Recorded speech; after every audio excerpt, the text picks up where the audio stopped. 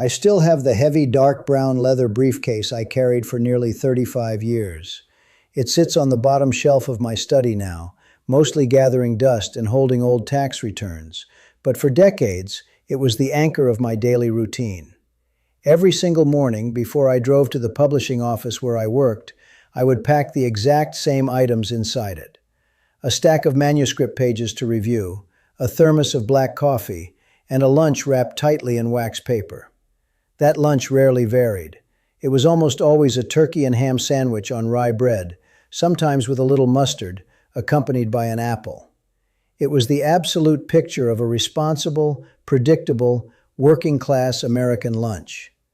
I ate that sandwich at my desk 5 days a week, 50 weeks a year, for the better part of 4 decades. And every evening, when I finally returned home and placed that briefcase by the door, I would pour myself a single glass of red wine or a neat measure of scotch, sit in the leather chair I am sitting in right now, and convince myself that I was simply unwinding from the stress of the day. My father worked in a manufacturing plant in Ohio when I was growing up. I remember watching him pack his metal lunchbox in the dim light of our kitchen before the sun came up. He packed thick slices of bologna, heavily salted cured meats, and whatever was left over from the night before. I looked at my own lunch in my publishing years. The thinly sliced, expensive turkey breast from the brightly lit deli counter, and I honestly thought I had upgraded. I thought I was making the sophisticated, healthy choice. I assumed, as I think most people of my generation did, that because I felt generally fine and because I was buying my food from a modern grocery store, the machinery inside my body was running perfectly. I believed that chronic illness was something that struck out of the blue, a genetic lottery that you either won or lost, completely disconnected from the quiet, mundane choices you made on a Tuesday afternoon. The body warns you before it collects the debt. I have said that before, and I will probably say it until I have no breath left to speak, because it is the hardest lesson I have ever had to learn. But what I did not understand during my working years is that sometimes the warning isn't a sudden, sharp pain. Sometimes the warning isn't a dizzy spell or a lingering cough. Sometimes the warning is just the quiet, silent accumulation of a daily habit that you never once thought to question. You are building the environment inside your own body every single day, and for 40 years I was completely blind to what I was actually constructing. When Eleanor, my wife, went through a deeply frightening health crisis a few years back, the stable foundation of our quiet life in Tennessee completely cracked. We were incredibly fortunate with the outcome, but the sheer terror of that season changed me permanently. I stopped assuming things. I stopped trusting the marketing on the front of food packages. I retreated into my study, surrounded myself with clinical journals, epidemiological studies, and research papers, and I started reading. I took the only skill I truly honed in my professional life, the ability to dissect dense, complicated texts and find the core truth, and I applied it to human biology. I wanted to understand exactly what causes the cellular breakdowns that seem to haunt everyone around our age. I fully expected to find a massive, complicated web of dietary villains. I thought I would uncover a list of 50 different chemicals, a terrifying catalog of everything wrong with the modern world that I would have to meticulously avoid. But what I actually found in the clinical consensus was much simpler, and in a way far more disturbing. When I looked past the noise of the internet, past the panic and the contradictory headlines, the long-term verifiable data kept pointing definitively to just 2 specific things. There were only 2 common foods that the global clinical community had undeniably, consistently linked to the direct initiation of abnormal cellular growth. And they were the exact 2 things that had bookended my entire working life: the preserved meat in my daily sandwich and the alcohol in my evening glass. Let me explain exactly what I read about the deli meat first, because it completely shattered my understanding of what a healthy lunch actually was. For my entire adult life, I believed that the simple act of avoiding heavy red meat and choosing sliced turkey or chicken breast from the deli counter was the responsible, heart-healthy choice. But as I read the epidemiological studies, massive projects tracking hundreds of thousands of people over decades, I realized that the clinical researchers were not primarily focused on the type of animal the meat came from. They were entirely focused on the processing. I had to learn what the word processed actually meant in a biological context. I learned that processed meat is defined as any meat that has been systematically altered through curing, salting, fermenting, or smoking. The industry does this to artificially enhance the flavor, alter the color, and most importantly, completely halt bacterial growth so the product can sit on a grocery store shelf for weeks without spoiling. We are talking about hot dogs, sausages, breakfast bacon, beef jerky, and yes, the seemingly innocent, paper-thin slices of turkey and ham sitting in the deli cooler. When the food industry modifies these meats to survive on a shelf, they introduce chemical structures that the human digestive tract was never designed to process safely on a daily basis. When I read about what actually happens inside the body when we swallow these preserved meats, I felt a physical knot form in my stomach. The clinical studies revealed a stark, undeniable mathematical reality. The researchers found that consuming just 50 grams of processed meat a day increases the risk of developing severe cellular mutations in the digestive tract by nearly 20%. They also tracked parallel increases in abnormal cellular growth in the lungs and breast tissue. I put the journal down, walked into my kitchen, took out the kitchen scale Eleanor uses for baking, and weighed out 50 grams of deli turkey. It was barely 2 slices. It was less than the weight of a single standard hot dog. It is an incredibly small, almost insignificant amount of food. And yet eating that small amount daily carried a massive biological consequence. The mechanism behind this is what truly terrified me. When we eat these preserved meats, they do not just pass through us quickly. They travel down the digestive tract and eventually park in the lower intestine, where they sit for hours. And while they sit there in the dark, the chemical compounds used to preserve them, specifically the nitrites and other synthetic additives, begin to interact with the incredibly delicate tissue lining the colon. I read that these compounds create a highly localized, deeply inflammatory environment. It is the biological equivalent of leaving a caustic, burning chemical resting against a fragile piece of silk. The cells lining the intestine are damaged by this exposure, and the body is forced to constantly send repair signals to fix the tissue. But when human cells are forced into a state of constant, rapid repair under heavy inflammatory stress, copying errors happen. The blueprint of the cell gets misread. That is exactly how those microscopic abnormal clusters begin to form. I realized I had been creating a caustic environment inside my own body every day at noon for 40 years. I tried to bargain with the clinical data. I really did. I did not want to give up the convenience of my lunches. So I drove to the premium, expensive grocery store across town. I spent 20 minutes looking through the coolers until I found the packages proudly labeled with bright green stickers claiming to be completely nitrate-free and uncured. I bought them, brought them home, and felt quite clever. I thought I had found the loophole that would let me keep my habits without the risk. But when I sat back down in my leather chair and looked up the actual federal regulations behind those specific labeling claims, what I found made me profoundly angry. Nitrates are the specific chemical additives traditionally used to stop bacterial growth and give preserved meat that appealing, fresh pink color. The clinical world strongly points to these nitrates as a major driver of the cellular damage in the gut. But the packages labeled nitrate-free are an absolute illusion. The manufacturers are not removing the nitrates, they are simply changing the source. Instead of using a synthetic chemical powder, they use highly concentrated celery juice powder or specific sea salt extracts. Celery juice naturally contains immense concentrated levels of the exact same nitrates. When that celery-derived nitrate enters the human digestive tract, the chemical reaction is absolutely identical to the synthetic version. The inflammatory damage to the intestinal wall is identical. The risk of cellular mutation is identical.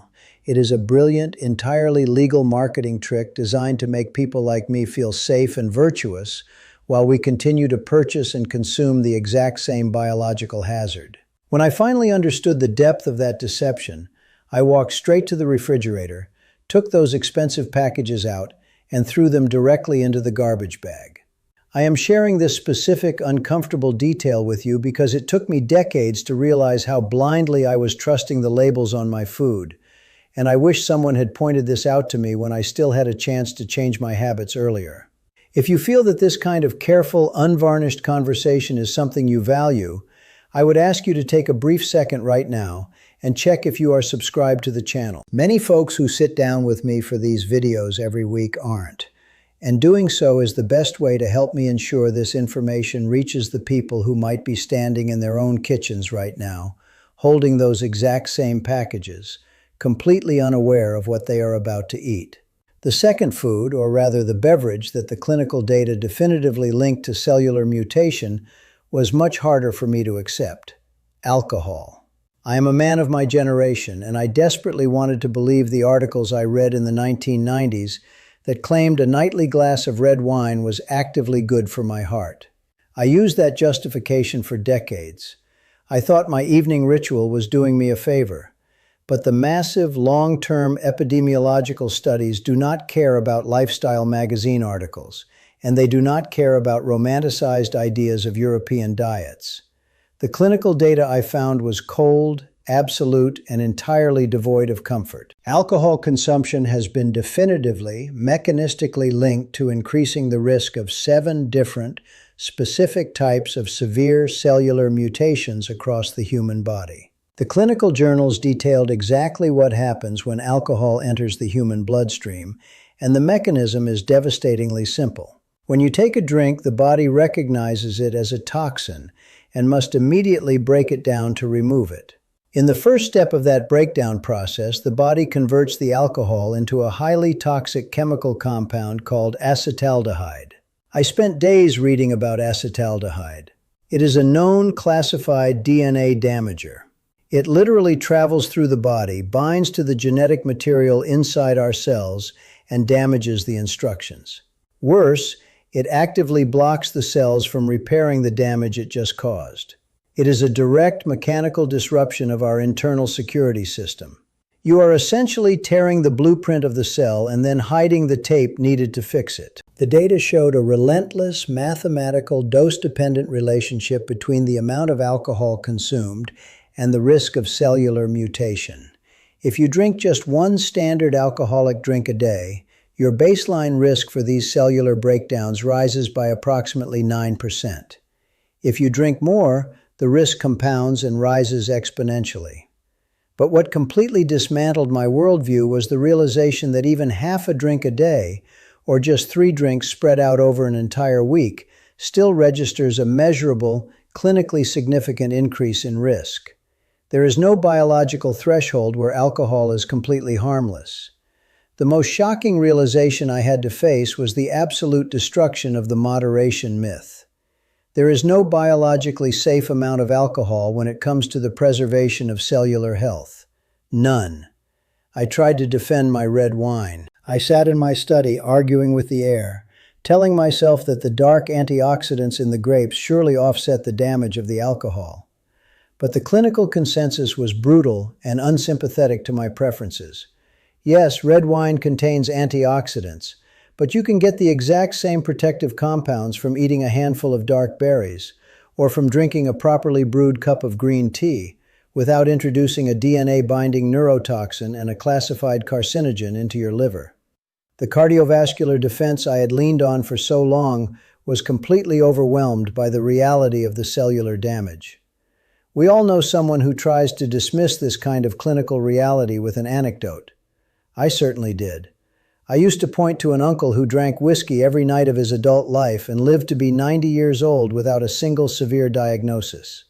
People use those stories as a shield, but when you look at massive populations, hundreds of thousands of people tracked across every continent over decades, the law of averages is absolute. The more alcohol a population drinks, the higher their rate of cellular mutation. Anecdotes are not data. And I finally had to admit to myself that I could not base my health strategy in my 70s on the sheer blind luck of a distant relative. When I first understood the sheer weight of this information, that my 2 daily comforts were the only 2 foods definitively proven to cause the exact cellular damage I feared most, I felt a wave of paralysis. I felt a deep, profound sense of regret for the decades I spent completely unaware of what I was doing to myself. I remembered a former colleague from the publishing world who had survived a severe health scare. After her recovery, she became absolutely terrified of everything she ate. I remember seeing her at a retirement party, standing in the corner, staring at a table full of food, refusing to eat a single bite of anything because she was paralyzed by the fear that one slice of cured meat or one sip of champagne would instantly ruin her health. She spent the entire evening hungry, isolated, and miserable. I looked at the data in my study and I realized that I did not want to become that person. Living in a state of constant suffocating fear is no way to live the years we have left. That memory led me to the single most important habit I have developed in my 70s. It is the one habit that has profoundly boosted my cellular health, and surprisingly, it is not a habit of absolute punishing purity. It is the habit of dismantling the baseline. The overwhelming danger of processed meat and alcohol is not found in a single isolated exposure. The danger is found in the quiet, repetitive, daily compounding of the exposure. It was the 50 grams of deli meat every single lunch. It was the single glass of wine every single night. That relentless repetition is what exhausts the body's repair mechanisms and creates the permanent inflammatory environment. The habit I built was moving these two things from the category of daily, unquestioned staples to the category of rare, conscious exceptions. My new baseline is incredibly simple. I simply do not keep any processed meat in my house anymore. The deli drawer in our refrigerator is completely empty of it. My lunches now consist of leftover roasted chicken from the night before, beans, fresh salads, or a piece of baked fish.